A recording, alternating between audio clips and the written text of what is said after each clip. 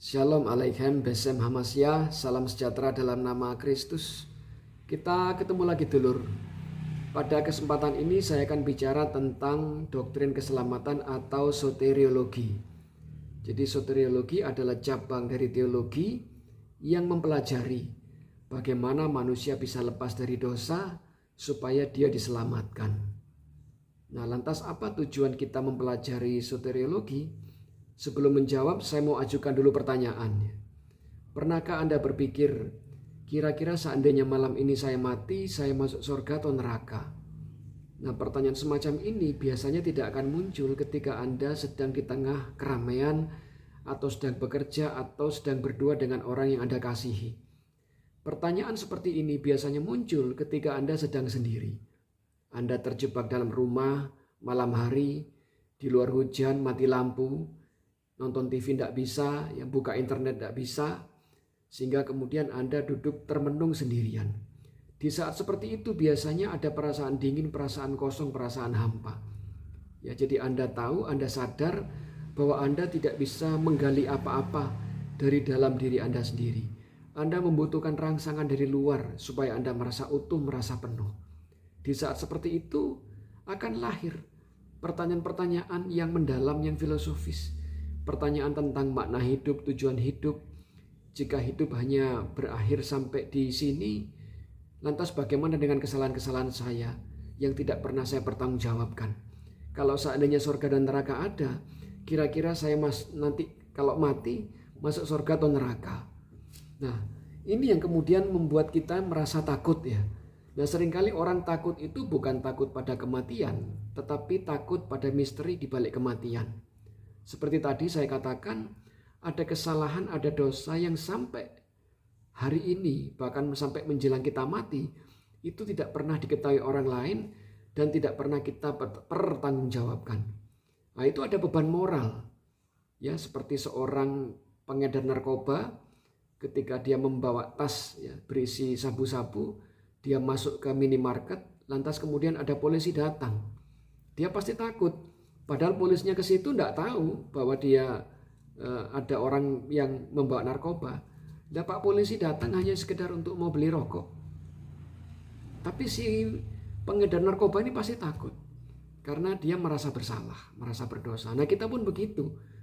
Orang merasa takut tuh karena ada beban moral yang dimana dia sadar dia berdosa, dia bersalah, tapi tidak pernah dipertanggungjawabkan.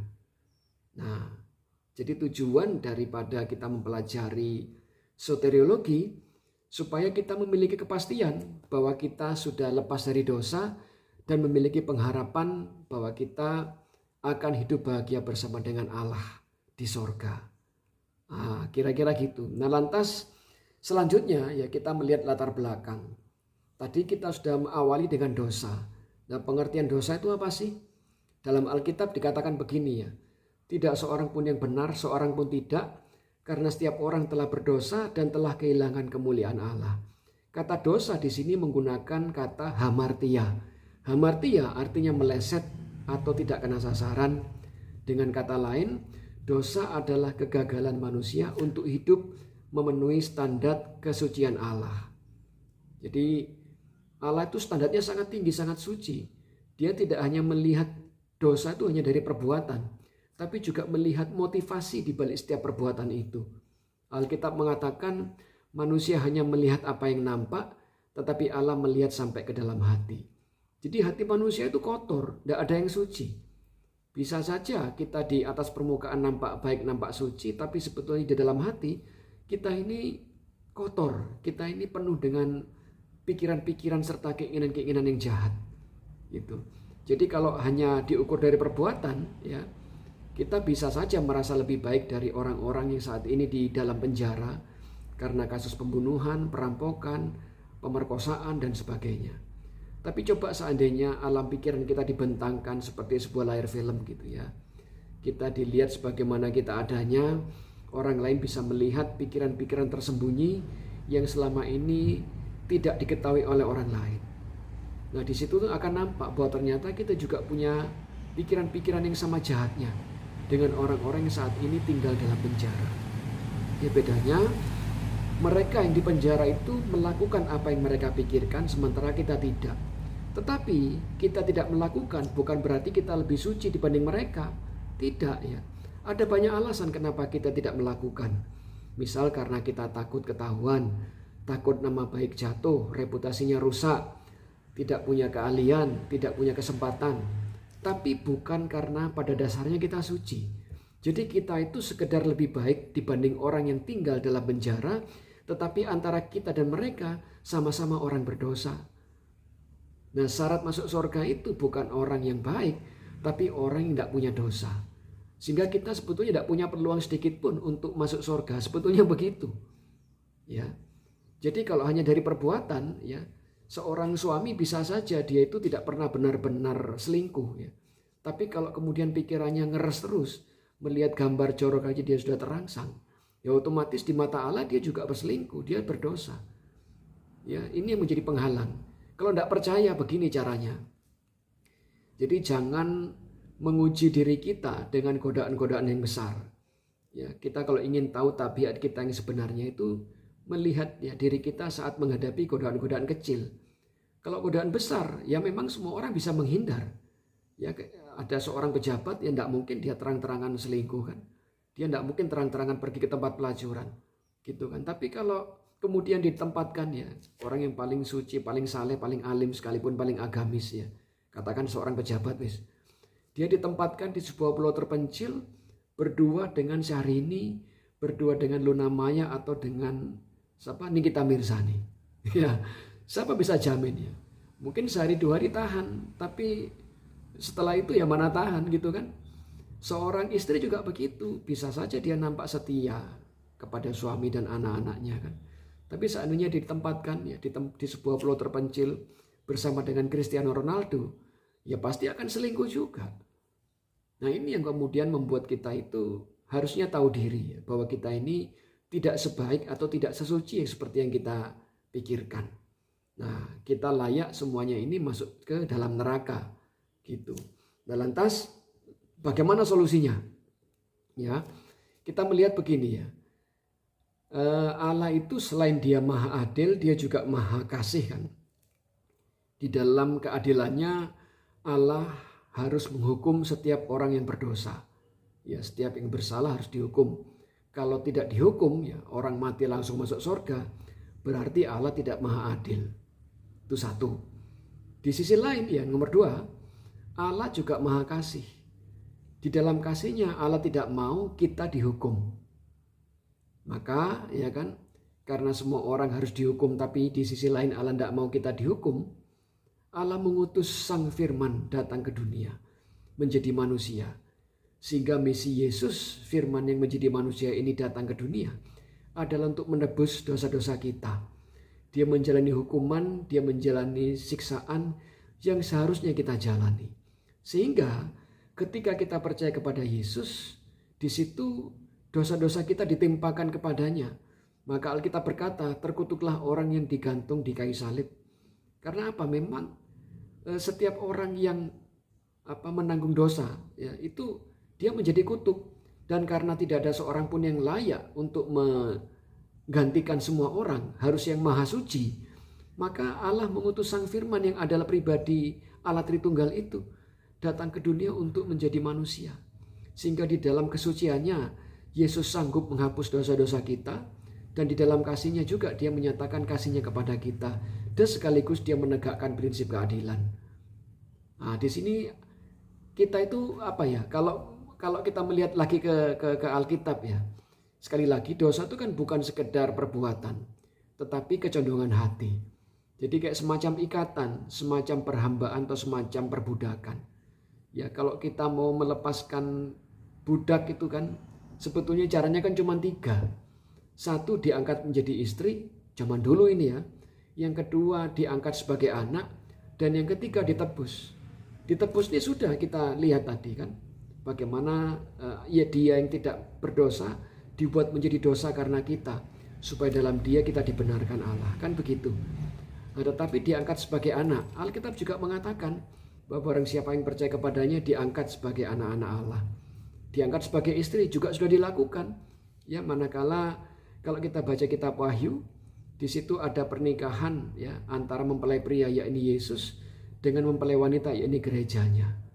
Jadi tiga-tiganya sudah dilakukan oleh Tuhan ya untuk kita, oleh Allah untuk kita. Nah, lantas pertanyaan selanjutnya, tetapi yang bersalah kan Yesus. Kenapa yang dihukum? Yang bersalah kan kita. Kenapa kok yang dihukum Yesus? Seharusnya kan kalau memang itu prinsipnya keadilan, orang yang bersalah itu yang harus dihukum, bukan malah orang yang tidak bersalah. Di mana prinsip keadilan? Itu kan? Ya, ini perlu Anda ketahui ya, bahwa yang namanya hukum itu memang dasarnya keadilan. Tetapi penerapan hukum itu sifatnya kontekstual. Artinya bahwa dia itu melihat konteks juga tempat di mana hukum itu diterapkan. Kalau Anda pergi ke Arab Saudi, saya pernah baca berita itu. Di tahun 2013, itu ada seorang pria yang membunuh seseorang. Si pria pembunuh ini diancam hukuman mati. Tetapi kemudian dia bebas dari hukuman mati ya karena dia membayar sejumlah uang. Kalau tidak salah dirupiahkan waktu itu 3,5 miliar.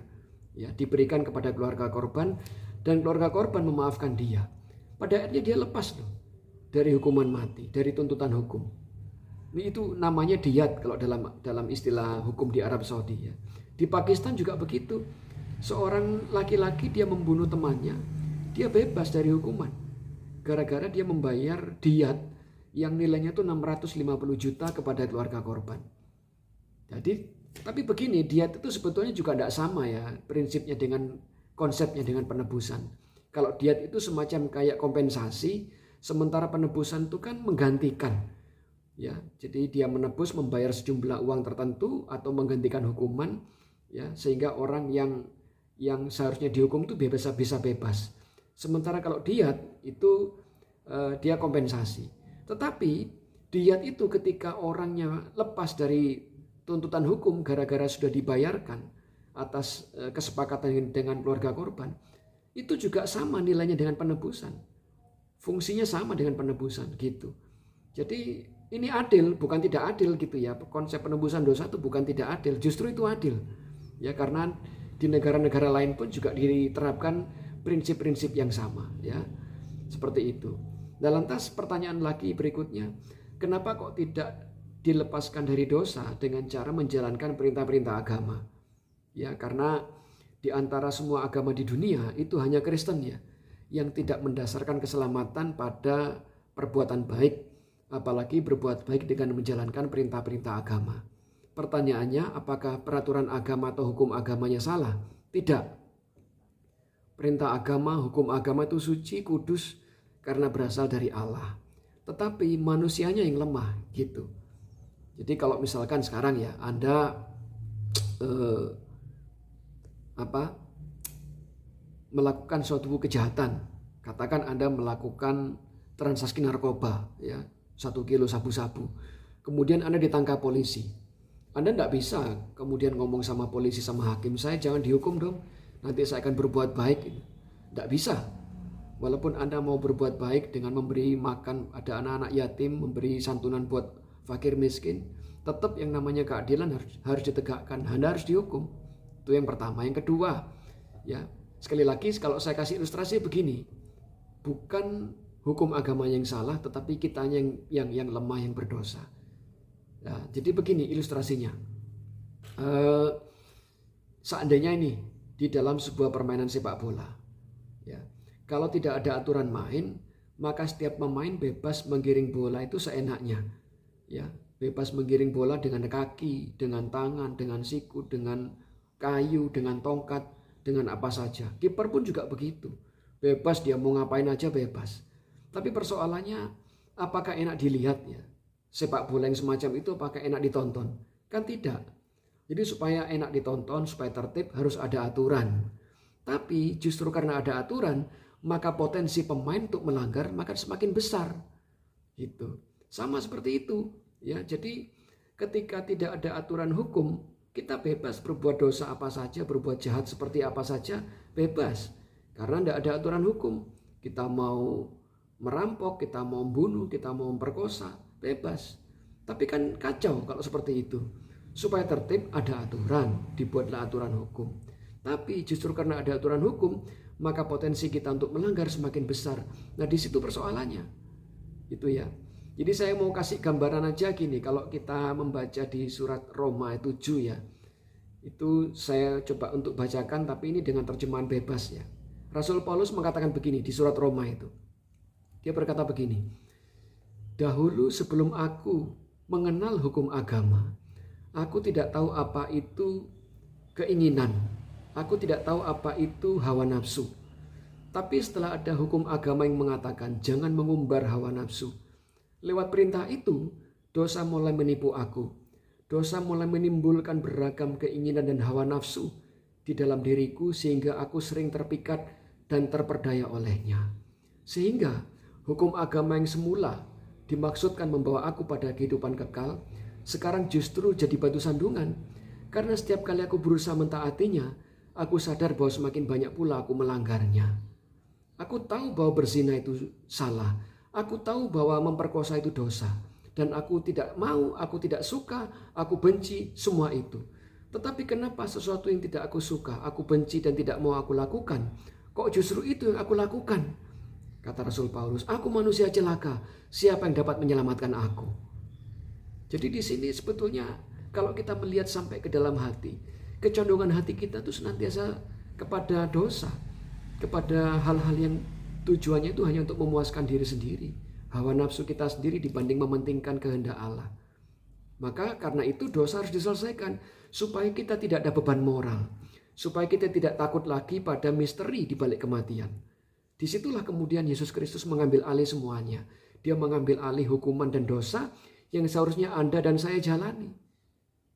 Maka sekarang tanggapan kita bagaimana? Allah sudah menjalankan bagiannya dengan Dia mengutus anaknya sendiri ke dalam dunia untuk mati bagi dosa-dosa kita. Nah, tujuan kita, peran kita sekarang adalah merespon panggilan itu. Alkitab mengatakan bukan kita yang mencari Allah, tetapi Allah yang lebih dahulu mencari kita. Bukan kita yang mengasihi Allah, tetapi Allah yang lebih dahulu mengasihi kita. Maka kita sekarang karena sudah diberi pengampunan, ditawarkan pengampunan, kita tinggal terima dan hidup ya sesuai dengan pertobatan. Menghasilkan buah sesuai dengan pertobatan. Seperti kata Matius 3 ayat 8. Begitu ya. Jadi ini sangat logis. Kalau kita pelajari dari tinjau dari perspektif filsafat hukum, ada namanya istilahnya itu keadilan retributif dan juga ada namanya keadilan restoratif. Keadilan retributif itu artinya bahwa setiap yang bersalah itu harus dihukum setimpal dengan perbuatannya. Tetapi juga ada namanya keadilan restoratif. Jadi tidak sekedar menghukum orang, tetapi bagaimana antara pelaku dan korban ini kemudian mereka direkonsiliasi supaya mereka tidak ada trauma di kemudian hari. Jadi lebih manusiawi pendekatannya. Makanya Allah pun begitu. Ya, tidak sekedar membawa kita masuk surga. Kalau cuma sekedar gitu egois namanya. Tetapi di sini Allah menghapus dosa-dosa kita. Dosa itu yang melahirkan kejahatan, kejahatan melahirkan penderitaan. Itu semua dihapus oleh Allah dengan cara Yesus mati di atas kayu salib untuk menebus dosa kita. Kemudian hubungan kita dengan Allah dipulihkan. Begitu. Jadi itu tujuan sebenarnya dari konsep keselamatan ya. Jadi dosa-dosa kita diampuni, dihapuskan, dan hubungan kita dengan Allah dipulihkan. Sehingga dengan begitu efek sampingnya kita masuk surga. Nah, gitu ya. Oke ya dulur, itu dulu yang bisa saya sampaikan. Nanti kalau ada pertanyaan silakan tulis di kolom komentar, akan saya bahas pada video yang kedua. Nah, bagi Anda yang suka membaca atau ingin tahu, saya juga menulis buku bersama istri, judulnya The Holy Atheist. Buku ini adalah buku apologetika Kristen versus ateisme modern. Ya, jadi nanti silakan mengganti ongkos cetak 100.000. Tapi saya mohon maaf karena keterbatasan anggaran. Nanti saya kumpulkan dulu sampai 10 orang ya, baru nanti itu saya kirim setelah itu. Ya. Ya mohon maaf sebelumnya karena memang harus menunggu, tapi tidak apa-apa, berkatnya lebih besar ya daripada jumlah uang atau nilai menunggunya itu. Ya, jadi nanti akan saya tulis di situ nomor HP yang bisa dihubungi dan juga nanti caranya untuk transfer di mana itu saya juga akan cantumkan. Oke dulur, sampai sampai ini dulu sekarang ya. Nanti kita akan ketemu lagi pada video berikut. Salam buat keluarga di rumah. Bye.